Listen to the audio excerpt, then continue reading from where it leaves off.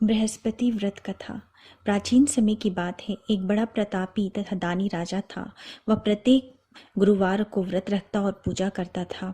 यह उसकी रानी को अच्छा नहीं लगता था। न ही वो व्रत रखती और न ही किसी को एक पैसा दान देती। राजा को भी ऐसा करने से मना करती थी। एक समय की बात है कि राजा शिकार खेलने के लिए वन में चले गए। घर पर रानी और दासी अकेली थी। उस समय गुरु बृहस्पति साधु का रूप धारण कर राजा के दरवाजे पे भिक्षा मांगने आए। साधु ने रानी से भिक्षा मांगी तो वह कहने लगी, हे साधु महाराज, मैं इस दान और पुण्य से तंग आ चुकी हूँ। आप कोई ऐसा उपाय बताइए जिससे ये सारा धन नष्ट हो जाए और मैं आराम से रह सकूं। साधु रूपी बृहस्पति देव ने कहा, हे देवी, तुम बड़ी विचित्र हो। संतान और धन के लिए भी कोई दुखी होता है। अगर तुम्हारे पास धन अधिक है तो उसे शुभ कार्यों में लगाओ जिससे तुम्हारे दोनों लोग सुधरें। परंतु साधु की यह बात रानी को खुश नहीं कर पाई। उसने कहा, मुझे ऐसे धन की आवश्यकता नहीं जिसे मैं दान दे सकूं, जिसको संभालने में मेरा सारा समय नष्ट हो जाए। साधु ने कहा, यदि तुम्हारी यही इच्छा है तो जैसा मैं कहता हूँ वैसा करना। बृहस्पति के दिन तुम घर को गोबर से लीपना, अपने केशों को पीली मिट्टी से धोना, केशों को धोते समय स्नान करना, राजा से भी हजामत बनाने को कहना, भोजन में मांस मदिरा खाना, कपड़ा धोबी को धुलने के लिए देना। इस प्रकार 7 बृहस्पतिवार करने से तुम्हारा समस्त धन नष्ट हो जाएगा। इतना कहकर साधु बने बृहस्पति देव अंतर्ध्यान हो गए। साधु के कहे अनुसार करते हुए अभी रानी को 3 ही बृहस्पतिवार बीते थे कि उसकी समस्त संपत्ति नष्ट हो गई। भोजन के लिए परिवार तरसने लगा। एक दिन राजा रानी से बोले, हे रानी, तुम यहीं रहो, मैं दूसरे देश को जाता हूँ, क्योंकि यहाँ मुझे सभी जानते हैं, इसलिए मैं कोई छोटा काम नहीं कर सकता। ऐसा कहकर राजा परदेश चला गया। वहां वह जंगल से लकड़ी काट कर लाता और शहर में बेचता। इस तरह वह अपना जीवन व्यतीत करने लगा। इधर राजा के बिना रानी और दासी दुखी रहने लगी। एक समय जब रानी और दासी को 7 दिनों तक बिना भोजन के रहना पड़ा, तब रानी ने अपनी दासी से कहा, हे दासी, पास ही के नगर में मेरी बहन रहती है, वह बड़ी धनवान है, तो उसके पास जा और कुछ खाने को ले आ, जिससे हमारा थोड़े दिन तक गुजर बसर हो सके। दासी रानी के बहन के पास गई। उस दिन बृहस्पतिवार था। रानी की बहन उस समय बृहस्पतिवार की कथा सुन रही थी। दासी ने रानी की बहन को अपनी रानी का संदेश दिया, लेकिन रानी की बहन ने उससे कोई उत्तर नहीं दिया। जब रानी की बहन से कोई उत्तर नहीं मिला तो वह बहुत दुखी हुई। उसे क्रोध भी आया। दासी ने वापस आकर रानी को सारी बात सुना डाली। सुनकर रानी ने अपने भाग्य को कोसा। उधर रानी की बहन ने सोचा कि मेरी बहन की दासी आई थी, परंतु मैं उसे कोई उत्तर नहीं दे पाई, उससे वह बहुत दुखी हुई होगी। कथा सुनकर और पूजा समाप्त कर वह अपनी बहन के घर गई और कहने लगी, हे बहन, मैं बृहस्पतिवार का व्रत कर रही थी। तुम्हारी दासी गई थी, परंतु जब तक कथा सुनते हैं तब तक न उठते हैं और न ही बोलते हैं, इसलिए मैं नहीं बोली। कहो दासी क्यों गई थी? रानी बोली, बहन, हमारे घर अनाज नहीं था। ऐसा कहते कहते रानी की आंखें भर आई। उसने दासी समेत भूखे रहने की बात भी अपनी बहन को विस्तार पूर्वक कह सुनाई। रानी की बहन बोली, बहन देखो, बृहस्पति देव भगवान सबकी मनोकामना पूर्ण करते हैं। देखो, शायद तुम्हारे घर में अनाज रखा हो। यह सुनकर दासी घर के अंदर गई तो वहां उसे एक घड़ा अनाज से भरा हुआ मिला। उसे बड़ी हैरानी हुई। उसने एक एक बर्तन देख लिया था। उसने बाहर आकर रानी को बताया। दासी रानी से कहने लगी, हे रानी, जब आपको भोजन नहीं मिलता तो हम व्रत ही करते हैं, इसलिए क्यों न इनसे व्रत की कथा की विधि पूछ ली जाए, हम भी व्रत किया करेंगे। दासी के कहने पर रानी ने अपनी बहन से बृहस्पतिवार के व्रत की कथा की विधि पूछी और उसकी बहन ने बताया, बृहस्पतिवार के व्रत में चने की दाल और मुनक्का से विष्णु भगवान का केले के जड़ में पूजन करें, एक दीपक जलाएं, पीला भोजन करें तथा कथा सुने। इससे गुरु भगवान प्रसन्न होते हैं, मनोकामना पूर्ण करते हैं। व्रत और पूजन की विधि बताकर रानी की बहन अपने घर को लौट आई। रानी और दासी दोनों ने निश्चय किया कि बृहस्पति देव भगवान का पूजन जरूर करेंगे। 7 रोज बाद जब बृहस्पतिवार आया तो उन्होंने व्रत रखा। घुड़साल से जाकर चना और गुड़ बिन कर लाई तथा उसकी दाल से केले के जड़ तथा विष्णु भगवान का पूजन किया। अब पीला भोजन कहाँ से आए? दोनों बड़ी दुखी हुई, परंतु उन्होंने व्रत किया था, इसलिए बृहस्पति देव भगवान प्रसन्न थे। एक साधारण व्यक्ति के रूप में वे 2 थाल में सुंदर पीला भोजन लेकर आए और दासी को देकर बोले, हे दासी, यह भोजन तुम्हारे लिए और तुम्हारी रानी के लिए है, इससे तुम दोनों ग्रहण करना। दासी भोजन पाकर बहुत प्रसन्न हुई। उसने रानी को सारी बात बताई। उसके बाद वे दोनों प्रत्येक बृहस्पतिवार को गुरु भगवान का व्रत करने और पूजन करने लगी। बृहस्पति भगवान की कृपा से उनके पास धन आ गया। परंतु रानी फिर पहले की तरह आलस्य करने लगी। तब दासी बोली, देखो रानी, तुम पहले भी इस प्रकार आलस्य करती थी। तुम्हें धन रखने में कष्ट होता था, इस कारण सभी धन नष्ट हो गया। अब गुरु भगवान की कृपा से धन मिला है तो फिर तुम्हें आलस्य हो गया है। बड़ी मुसीबतों के बाद हमने यह धन पाया है, इसलिए हमें दान पुण्य करना चाहिए। अब तुम भूखे मनुष्यों को भोजन कराओ, प्याऊ लगवाओ, ब्राह्मणों को दान दो, कुआं, तालाब, बावड़ी आदि का निर्माण कराओ, मंदिर, पाठशाला आदि बनवाओ, कुंवारी कन्याओं का विवाह कराओ, अर्थात धन को शुभ कार्यों में खर्च करो, जिससे तुम्हारे कुल का यश बढ़े तथा स्वर्ग प्राप्त हो और पितर प्रसन्न हो। दासी की बात सुनकर रानी शुभ कार्य करने लगी, उसका यश फैलने लगा। एक दिन रानी और दासी आपस में विचार करने लगी कि न जाने राजा किस दशा में होंगे। उनकी कोई खोज खबर भी नहीं मिली। उन्होंने श्रद्धापूर्वक गुरु बृहस्पति भगवान की प्रार्थना की कि राजा जहाँ कहीं भी हो शीघ्र वापस आ जाएं। उधर राजा परदेश में बहुत दुखी रहने लगा। वह प्रतिदिन जंगल से लकड़ी बिनकर लाता और उसे शहर में बेचकर अपने दुखी जीवन को बड़ी कठिनता से व्यतीत करने लगा। एक दिन दुखी होकर उसने पुरानी बातें याद करने लगा और रोने लगा और उदास हो गया। उस समय राजा के पास बृहस्पति देव साधु का वेश में आकर बोले, हे लकड़हारे, तुम इस सुनसान जंगल में किस चिंता में बैठे हो, मुझे बताओ। यह सुनकर राजा के नेत्रों में जल भर आया। साधु की वंदना कर राजा ने अपनी संपूर्ण कहानी कह सुनाई। महात्मा दयालु होते हैं। वे राजा से बोले, हे राजन, तुम्हारी पत्नी ने बृहस्पति देव के प्रति अपराध किया था, इसी कारण तुम्हारी यह दशा हुई है। अब तुम चिंता मत करो, भगवान तुम्हें पहले से अधिक धन देंगे। देखो, तुम्हारी पत्नी ने बृहस्पतिवार का व्रत प्रारंभ कर दिया है। अब तुम भी बृहस्पतिवार का व्रत करके चने के दाल व गुड़ जल के लोटे में डालकर केले के पेड़ की पूजन करो, फिर कथा सुनो और या कहो, भगवान तुम्हारी सब मनोकामनाओं को पूर्ण कर देंगे। साधु की बात सुनकर राजा बोले, हे प्रभु, लकड़ी बेचकर तो इतना पैसा नहीं बचता जिससे भोजन के उपरांत कुछ बचा सकूं। मैंने रात्रि में अपनी रानी को व्याकुल देखा है। मेरे पास कोई साधन नहीं है जिससे उसका समाचार पा सकूं। फिर मैं कौन सी कहानी कहूं, यह भी मुझको मालूम नहीं। साधु ने कहा, हे राजन, मन में बृहस्पति भगवान के पूजन व्रत का निश्चय करो, वे स्वयं तुम्हारे लिए कोई राह बना देंगे। बृहस्पतिवार के दिन तुम रोजाना की तरह लकड़ियां लेकर शहर जाना। तुम्हें रोज से दुगुना धन मिलेगा, जिससे तुम भली भांति भोजन कर लोगे तथा बृहस्पतिवार की पूजा का सामान भी ला सकोगे। जो तुमने बृहस्पतिवार की कहानी के बारे में पूछा है वह इस प्रकार है। बृहस्पति देव की व्रत कथा। प्राचीन काल में एक बहुत ही निर्धन ब्राह्मण था। उसकी कोई संतान नहीं थी। वह नित्य पूजा पाठ करता था। उसकी स्त्री न स्नान करती थी और न ही किसी देवता का पूजन करती थी। इस कारण ब्राह्मण देवता बहुत दुखी रहते थे।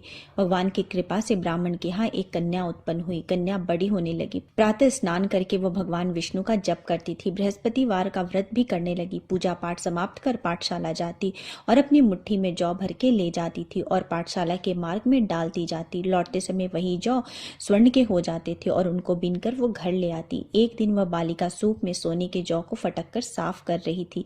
तभी उसकी माँ ने देख लिया और कहा कि हे बेटी, सोने के जौ को फटकने के लिए सोने का सूप होना चाहिए। दूसरे दिन गुरुवार था। कन्या ने व्रत रखा और बृहस्पति देव से सोने के सूप देने की प्रार्थना की। बृहस्पति देव ने उसकी प्रार्थना स्वीकार कर ली। रोजाना की तरह वह कन्या जौ फैलाती हुई पाठशाला चली गई। पाठशाला से लौटते वक्त जब वह जौ बिन रही थी तो बृहस्पति देव की कृपा से उसे सोने का सूप मिला। उसे वह घर ले आई और उससे जौ साफ करने लगी, परंतु उसकी माँ का वही ढंग रहा। एक दिन की बात है, कन्या सोने के सूप में जौ साफ कर रही थी। उस समय उस नगर का राजकुमार वहां से निकला। कन्या के रूप और कार्य को देखकर वह उस पर मोहित हो गया। राजमहल में आकर वह भोजन तथा जल त्याग कर उदास होकर लेट गया। राजा को जब राजकुमार द्वारा अन्य जल त्यागने का समाचार ज्ञात हुआ तो वे मंत्रियों के साथ अपने पुत्र के पास आ पहुंचे और कारण पूछने लगे। राजकुमार ने राजा को उस लड़की के घर का पता भी बता दिया। मंत्री उस लड़की के घर गए। मंत्री ने ब्राह्मण के समक्ष राजा की ओर से निवेदन किया। कुछ दिन बाद ब्राह्मण की कन्या का विवाह राजकुमार के साथ संपन्न हुआ। कन्या के घर से जाते ही ब्राह्मण के घर में पहले की भांति गरीबी का निवास हो गया। एक दिन दुखी होकर ब्राह्मण अपनी पुत्री से मिलने गए।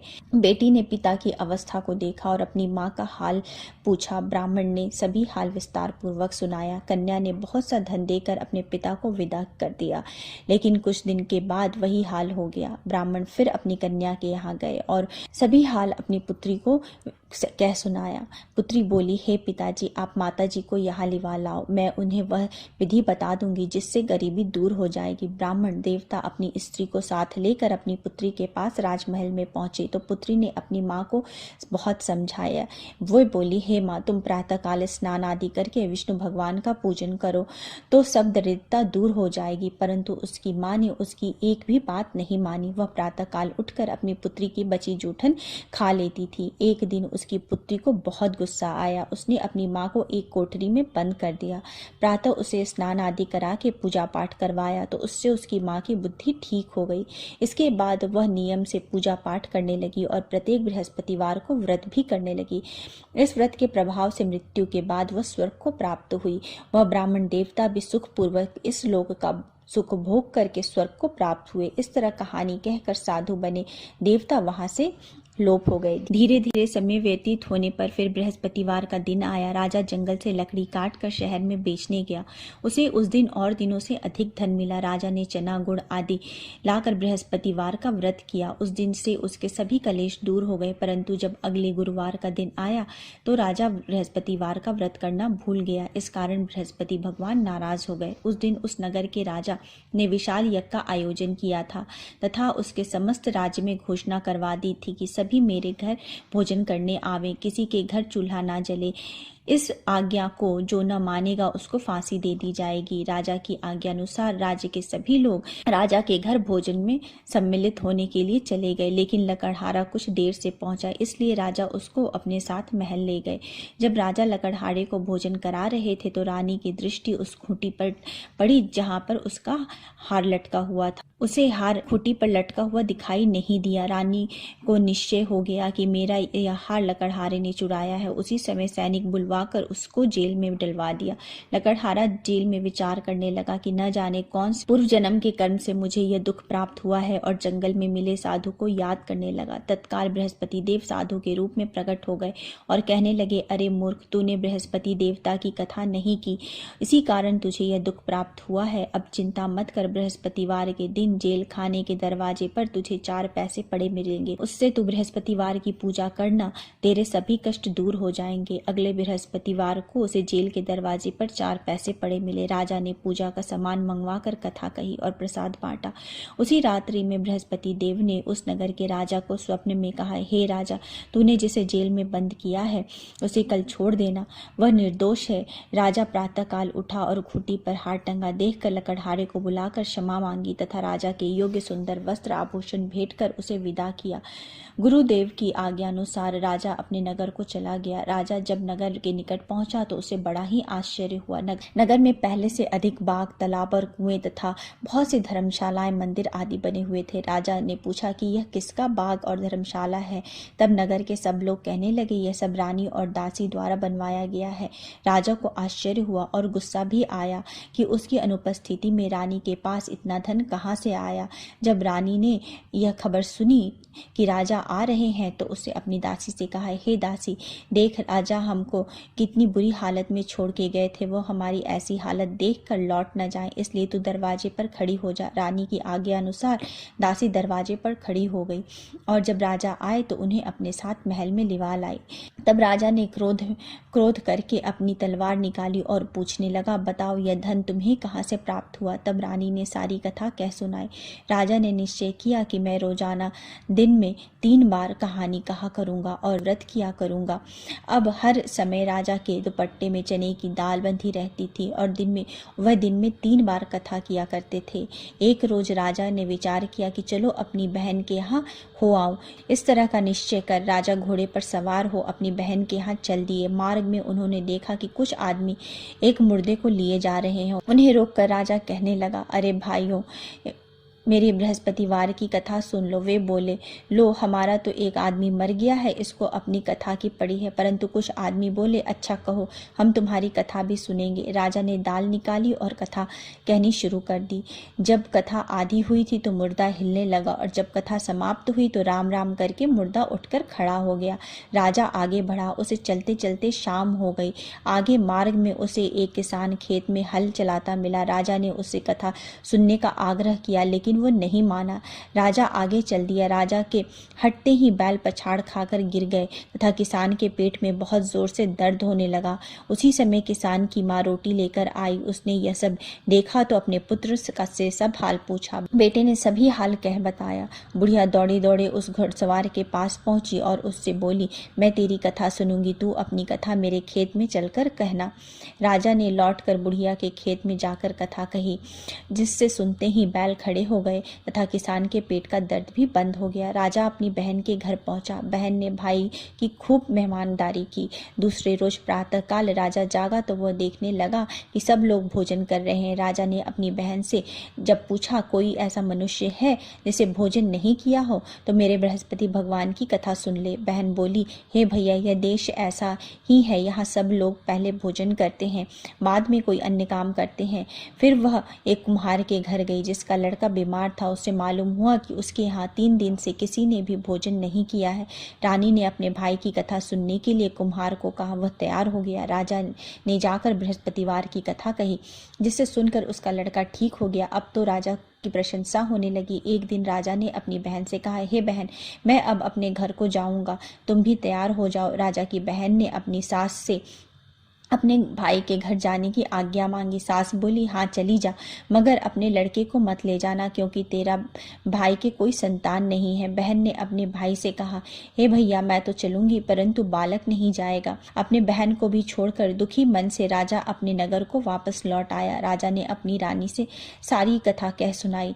बिना भोजन किए वह शैया पर लेट गया। रानी बोली, हे प्रभु, बृहस्पति देव ने हमें सब कुछ दिया है, वे हमें संतान भी अवश्य देंगे। उसी रात बृहस्पति देव ने राजा को स्वप्न में कहा, हे राजा, उठ, सभी सोच त्याग दे, तेरी रानी गर्भवती है। राजा ने यह जानकर बड़ी खुशी हुई। 9वें महीने रानी के गर्भ से एक सुंदर पुत्र पैदा हुआ। तब राजा ने बोला, हे रानी, स्त्री बिना भोजन के रह सकती है, परंतु बिना कहे नहीं रह सकती। जब मेरी बहन आए तो तुम उससे कुछ मत कहना। रानी ने हाँ कर दी।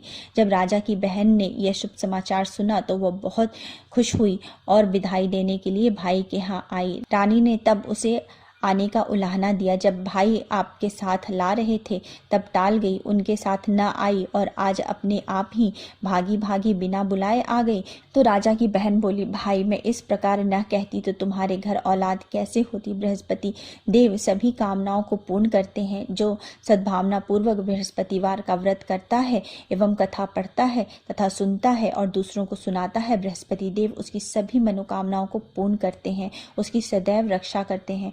जो संसार में सद्भावना से गुरुदेव का पूजन करते हैं एवं व्रत सच्चे हृदय से करते हैं, उनकी सभी मनोकामनाएं वैसे ही पूर्ण होती है।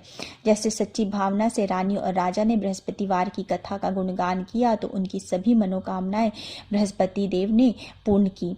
अनजाने में भी बृहस्पति देव की अपेक्षा ना करें, ऐसा करने से सुख शांति नष्ट हो जाती है। इसलिए सबको कथा सुनने के बाद प्रसाद लेकर जाना चाहिए। हृदय में उनका मनन करते हुए जयकारा बोलना चाहिए। बोलो श्री बृहस्पति भगवान की जय। बोलो श्री विष्णु भगवान की जय।